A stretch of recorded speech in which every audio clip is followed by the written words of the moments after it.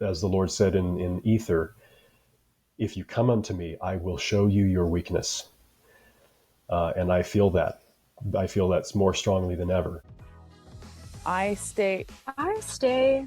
I stay. I stay. I stay. I stay. I'm staying here. To whom else shall we go? The Why I Stay podcast, where we find joy in staying in the Church of Jesus Christ of Latter-day Saints. I'm your host, Lynzi Clyde, and I want to ask you, why do you stay?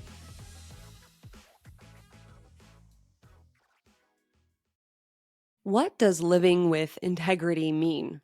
What is required of us to continue on the covenant path? Is it just a check the box list type of thing? Or are we rooting down into this gospel and what it actually can provide? I love this episode today with Matthew Saylors. He really brings it all home in his last question that he answers. And it just sparked something within me.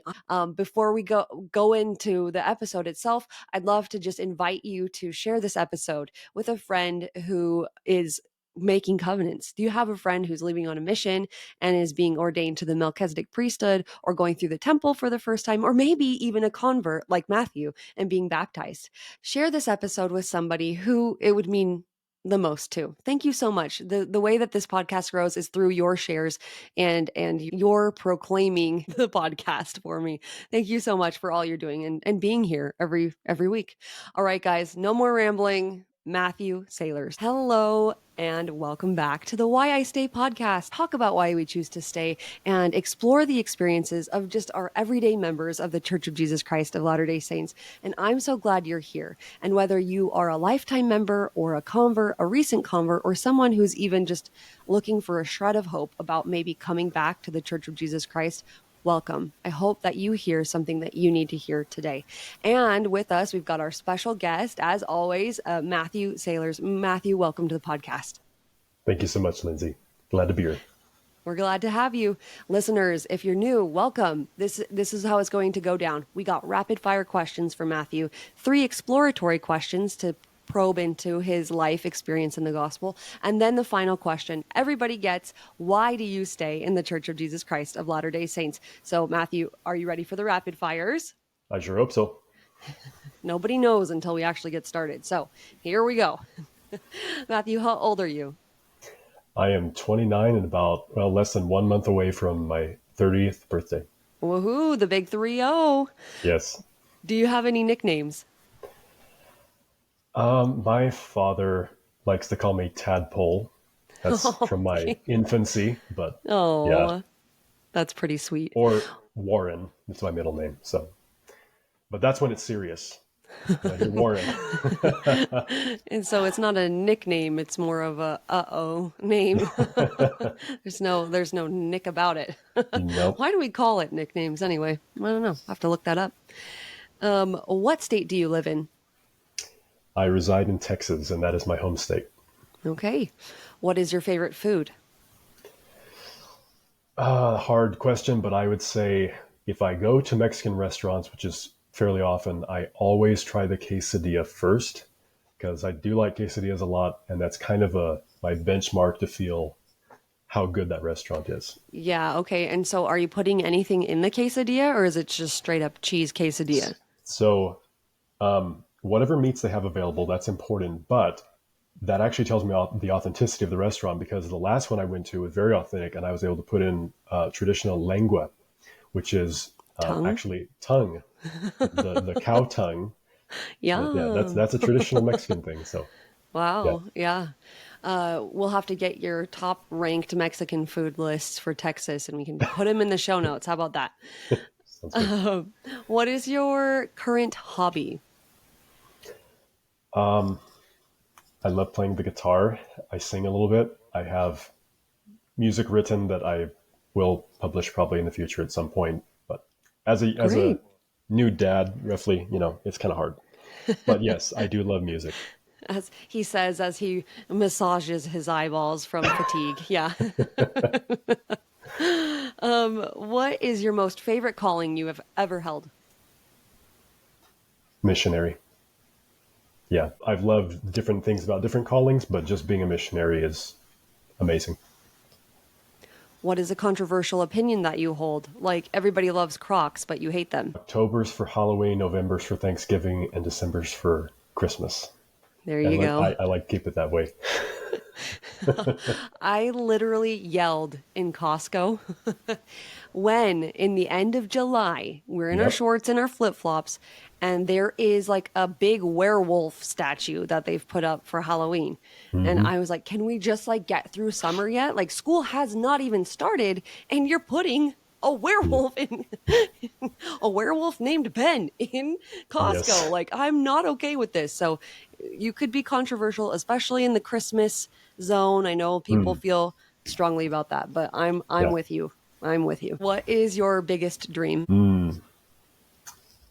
I certainly want to have a home kind of in a semi-rural or rural area, preferably something we've built ourselves, Hmm. or at least planned ourselves, and a place where my kids can grow up close to society and interacting with society, but a little bit like I grew up. I was raised on a ranch, and I just love the peacefulness of that lifestyle, so different from Hmm. the hectic nature of a lot of today's life. So I want them to get the best of both worlds. Yeah, that's lovely.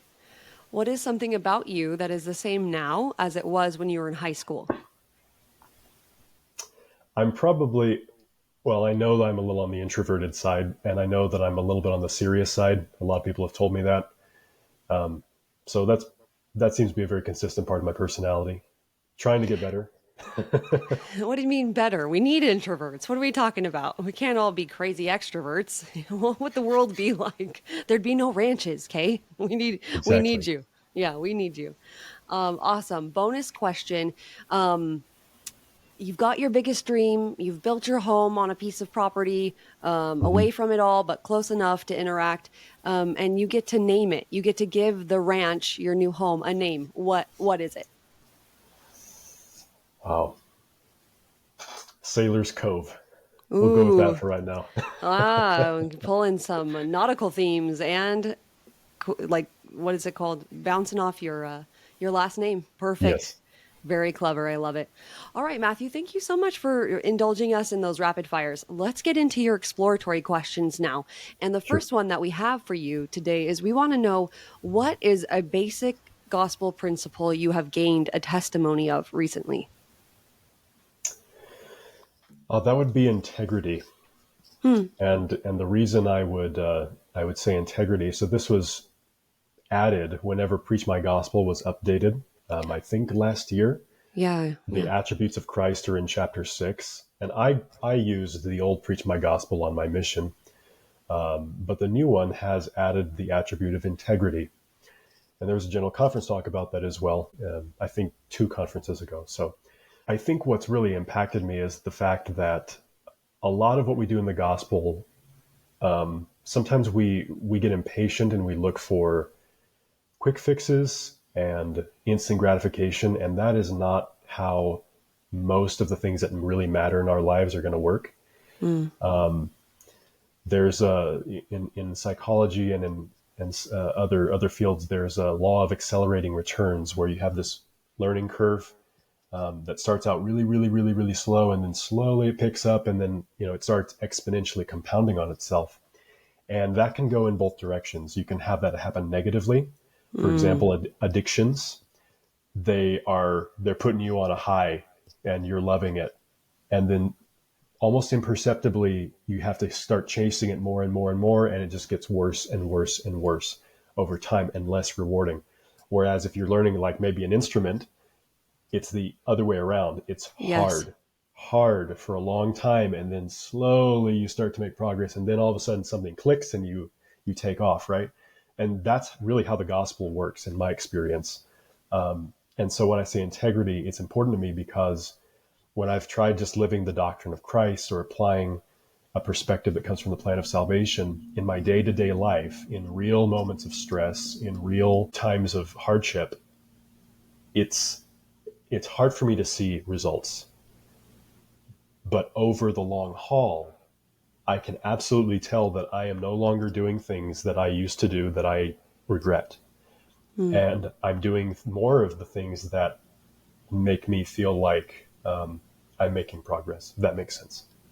Definitely. And I think we have to mindfully recognize this and practice this and also see this pattern in other things. I love that you brought in the idea of practicing a musical instrument, because I think we can all agree that that's something that is so worthwhile and so difficult for anybody who ever started and stopped, Yeah. like yours truly here. 2 months of piano lessons when I was 14, and I was like, I'm out of here, I'm not playing Mhm. like chopsticks anymore. Yes. But looking back, man, I wish I had just had the discipline to just continue on, right? And it's almost always that way, that we don't feel like the deep regret until it's much farther away, much harder Hmm. to start again. And the Yeah. beautiful thing about the gospel of Jesus Christ is that we can. You're Yeah. never too old to start learning how to play a guitar, right? That's right. And Jesus Christ can help us with anything that we're trying to change. But I think that's a good indicator of like something worth pursuing. We need to look Hmm. at where do the highs come in? Is it in the end or is it at the beginning? And yeah, we like to have a little bit of teasers to help us along our way. Yeah. We pray and our teddy bear is found. I think the Hmm. Lord understands we need to learn that way. But the true living of it, the increase of power and spiritual direction, I find has been exactly the same. Is the more I double down and I wait patiently and find other areas of my life to change myself in, I become more like Jesus Christ, and I see him and I feel him more in my life. I love it. Absolutely. Let's bring you to the next question. Matthew, what is an experience that has increased your maturity or courage in living the gospel? And actually, hold on a second, because guys, if you're watching on YouTube, you'll see me, but like I started this podcast episode with my headphones all tangled up, and I know it's just going to bother me for the rest of the time. I'll ask you the question again. What is an experience that increased your maturity or courage in living the gospel? So I don't like to say favorite because I don't want to play favorites when it comes to the Lord's servants, but there's of the apostles who resonate with me, the way they Sure. teach and Yeah, instruct. yeah, yeah, yeah. Elder Bednar would probably be up there in number one or two. Hmm. Elder Bednar has taught a principle basing off what Joseph Smith taught, that faith is a principle of action and power. And Elder Bednar points out the sequence in that. The action comes first and then the power. We typically want it the other way around, where we Yep. get power so we can act because we're Right. afraid or we're unpracticed or whatever, but it's actually the other way around. So with me, when it comes to like being a missionary, my favorite calling, I came at that with great passion and I took it very seriously, but I was also coming at it as an introvert, as someone who just does not naturally want to be in front of a lot of strangers talking all the time. Just talking all day long totally drains me. So there were some real challenges there in my missionary experience, and then coming back home and now having to basically learn how to be a missionary all over again. Hmm. And so both on my mission and since then, what I learned was that if I keep acting in faith, I will learn how to access God's power. Sometimes I wish it were the other way around, that I could just magically get an indwelling of grace in an instant, but grace comes line upon line, right? Just like Revelation. So the experiences I've had with trying to be a missionary in different parts of the world, I think has taught me a lesson that I want to keep for the rest of my life, and that I can apply to pretty much everything. Anything that's hard, anytime that I see weaknesses in my personality or my work, or my efforts to live the gospel, to be a good husband and father, whatever it may be, I know that I need a lot of work, but that doesn't have to be discouraging, because as soon as I start acting in faith on something, I know that the Lord will start blessing me, and I'll see it over time.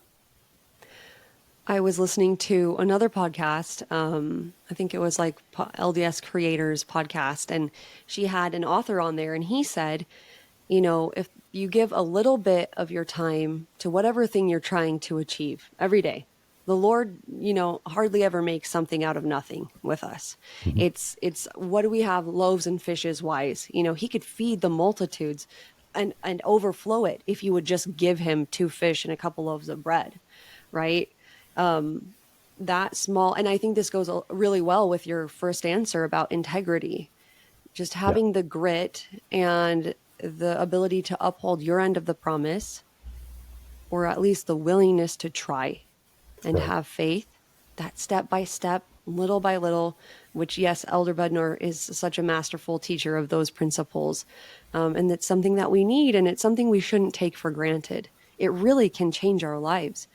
And are there any other like specific examples in your life where you've seen yourself become more than you could have been on your own? Yeah, I can tell you where I'm in the middle of it right now. Yes, I Um, love the in the middle stories. Yes, let's hear it. so I've been involved in some capacity with the addiction recovery program in the church for probably about 10 years now. And that's been a wonderful journey. A lot of healing, a lot of self discovery, good, bad, Mm. and all in between. Since my wife and I have moved here to Lubbock, where she's working full time and I'm taking care of our baby full time, I've had a lot of time to reflect. Even though I don't get to study and a lot of other things have changed in my life since we had a baby, I get a lot of time to just think. And I see more clearly my child has brought out the better parts of me in high resolution and the not so great parts of me in high resolution. Yeah, magnifying glass. Yeah. Yes. And man, that's a revelatory experience. And I'm grateful that the promise is true that, as the Lord said in Ether, if you come unto me, I will show you your weakness.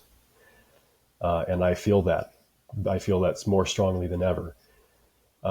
So one of the great blessings has been, as I have continued practicing the program and the steps and everything, part of that is a rigorous self-examination, and you explore the things that trigger you, not just in terms of an addiction, but like trigger you, the lesser good parts of you, right? Yeah. And I see why I do that, where that comes from, and that allows me the chance to just work on that.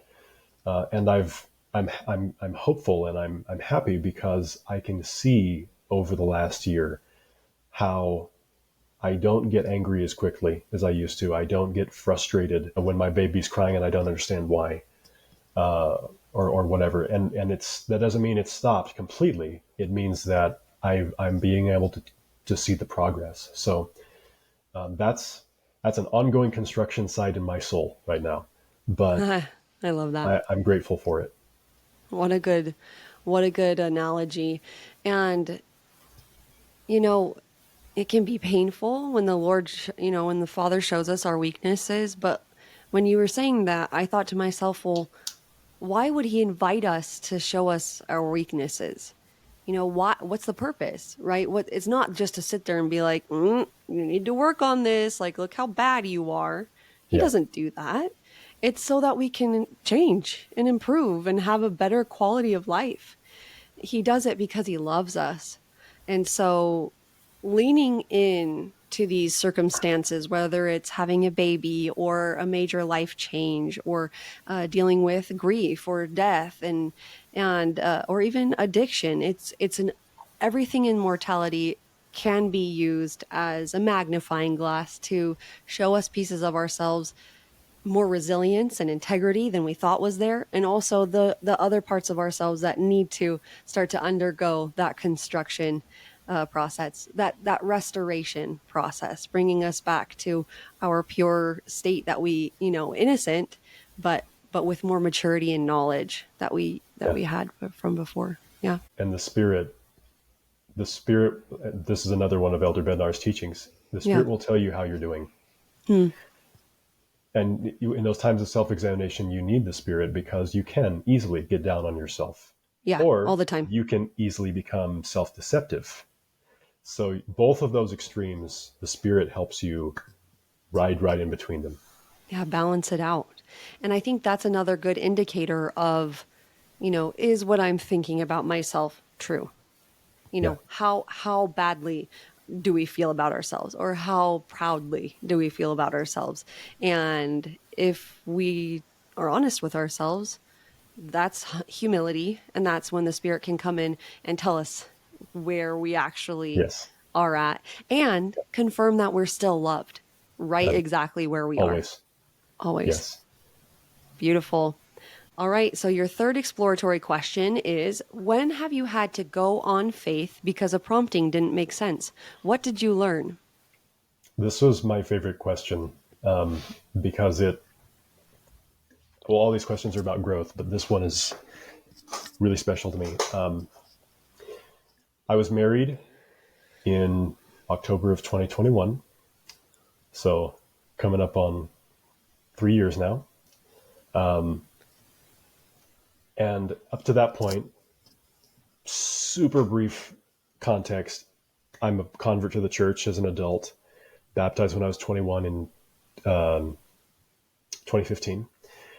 And so when I got married, I felt like I could check off all of the boxes for the covenant path, all Yes. the ordinances, with the exception of being sealed to my parents, which it's still up in the air, but we'll see. But everything that I had under my control at that point to do, I had tried to do, and the Lord had blessed me and guided me. And so here I was, and happy with my wife. And I kind of felt like, okay, well, now my job is to not apostatize for the next, 8 decades or however long I live. Right. Yeah. And President Nelson had just given a talk, that October conference, 2021, I believe, the temple and your spiritual foundation. And if it's okay, I want to read like a really Yeah. small quote from his Of talk course. here. Please do. Please do.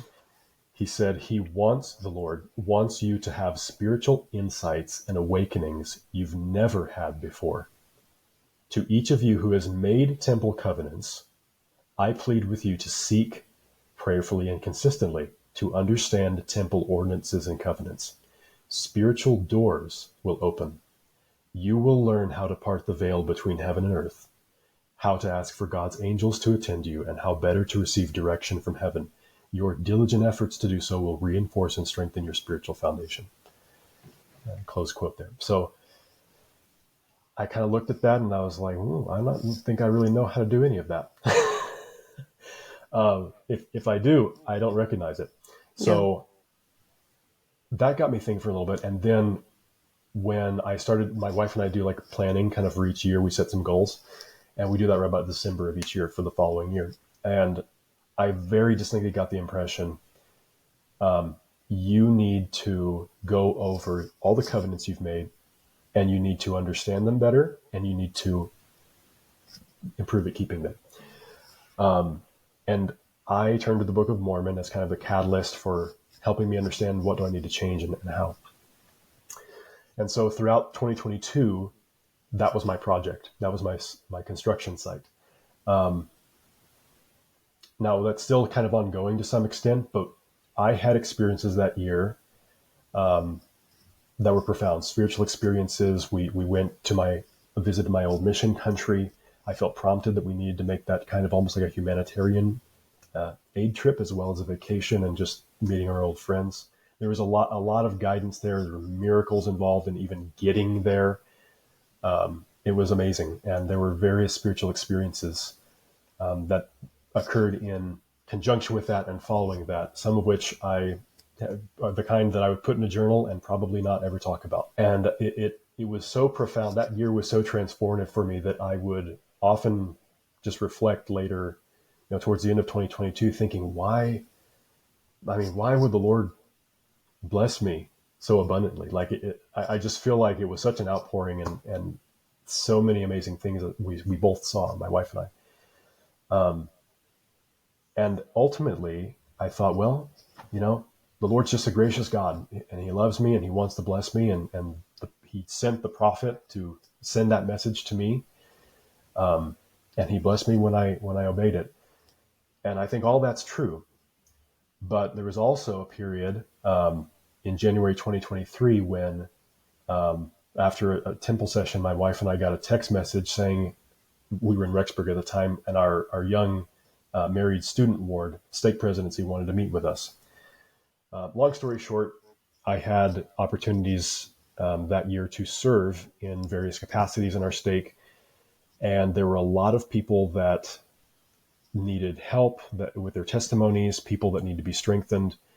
I personally faced more opposition. I was exposed to more criticism of the church than I ever had been before in my life.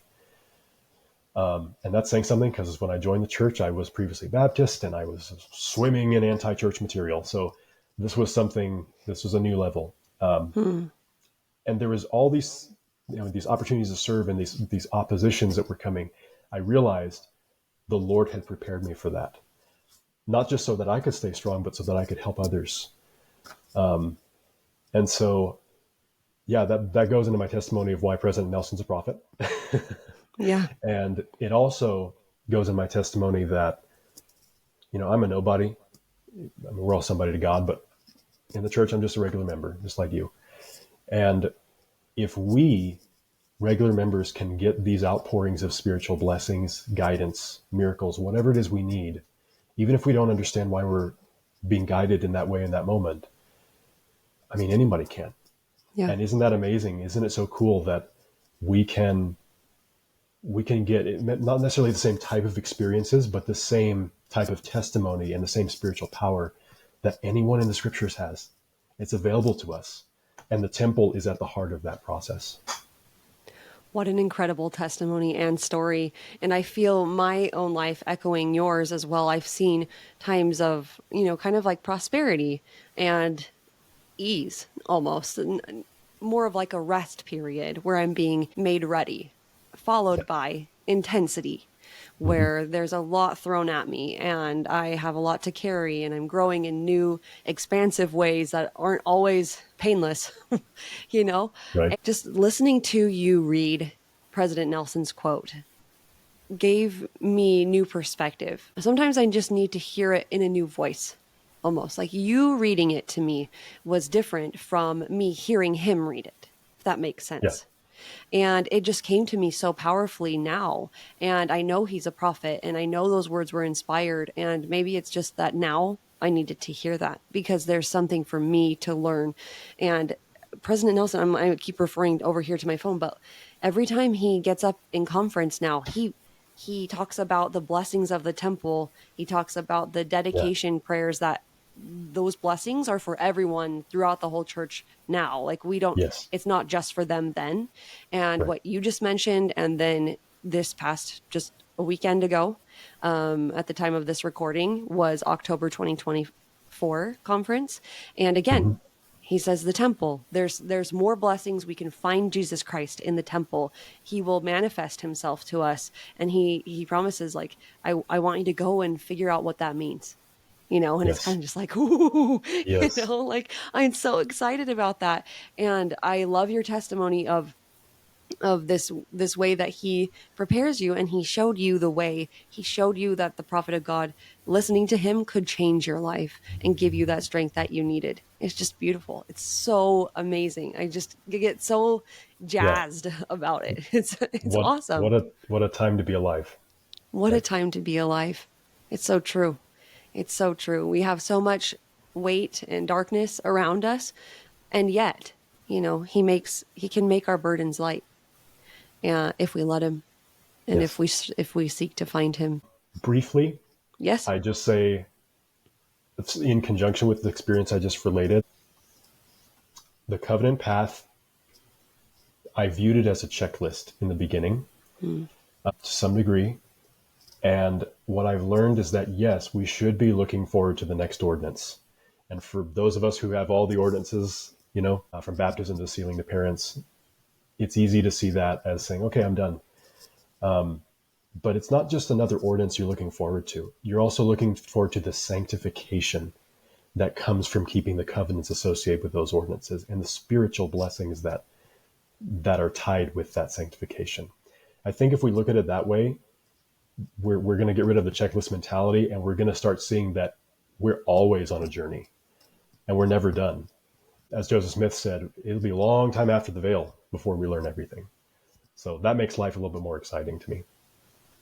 We've got a lot more to do. We've got Yeah. 8 decades or however many more decades, and maybe even 8 minutes more. Yeah. And we just need to try our best and recognize we're going to have hard days. And the Lord knows every hard day we're ever going to have because he has already felt it. Yes. And we can rely on that and follow him with dogged perseverance and integrity and grit, and find the blessings that come from covenant keeping along the way. Yes. All right, Matthew, here we go. Are you ready for the final question? Yes, ma'am. Matthew, why do you stay in the Church of Jesus Christ of Latter-day Saints? I joined the church and I continue to stay in the church because this church is the place where God is fulfilling his promises to me.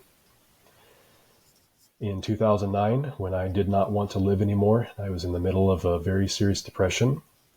The Lord promised me, as I was reading a verse in the Bible, that I would find a morning of light and truth if I chose to live. And I found that when he, through his Spirit, told me I needed to investigate this church. The promise was fulfilled. But I stay because there is further light and truth. I'm never done. There's always more to learn. And there's always work to be done. And this is the church where all of God's promises are being fulfilled to me, and where he's training me to help others receive those same blessings in their lives. And I wouldn't expect, or I wouldn't hope for anything more than the privilege of belonging to him and to the church where he's giving me these blessings. Incredible. Matthew, thank you so much for your time, for your testimony, and for all the good that you're doing in this world. We are so grateful for you and your light. Thank you so much. Thank you, Lynzi. What do you want to understand more about the gospel of Jesus Christ after hearing this episode? I want to go and look into my covenants and dissect them. And we kind of talked about this in Rebecca Devonis's episode a few weeks back, where she talks about just how she went like whole hog deep dive into covenants. What do they mean? What are we actually promising to do, and how can we better keep them? If we focus on these things and not just kind of go by, we will feel that anchoring peace in our Savior Jesus Christ that comes through this priesthood power that we have access to because of our covenants with God. It's so important in this day and age. We're just getting closer to the second coming. That's just all there is to it. And yeah, we always have been. But the closer we are, the more strength we need to have, right? We need to be able to have peace in hard times. Though winds and waves surround us, what can we do? We can anchor ourselves in our covenants with God through Jesus Christ. It's an incredible gift. We can't let it go. Don't let it go. We're grateful that we're all here together staying. Thank you guys so much for your shares, for your listens, for your own heart outreaches as you listen and you connect with us. We feel it. Like we can feel this body of saints. We're coming together in miraculous and amazing ways. So thank you for being here. We'll see you next week. And again, thank you for staying with us. The Why I Stay podcast is a faith-based podcast exploring the lives and experiences of members of the Church of Jesus Christ of Latter-day Saints. This podcast is not produced or endorsed by the Church of Jesus Christ of Latter-day Saints, but we do love that church. All rights reserved. And a great big shout out to Fast Sounds from Pixabay for the amazing and jammin' intro-outro music. Thanks, guys.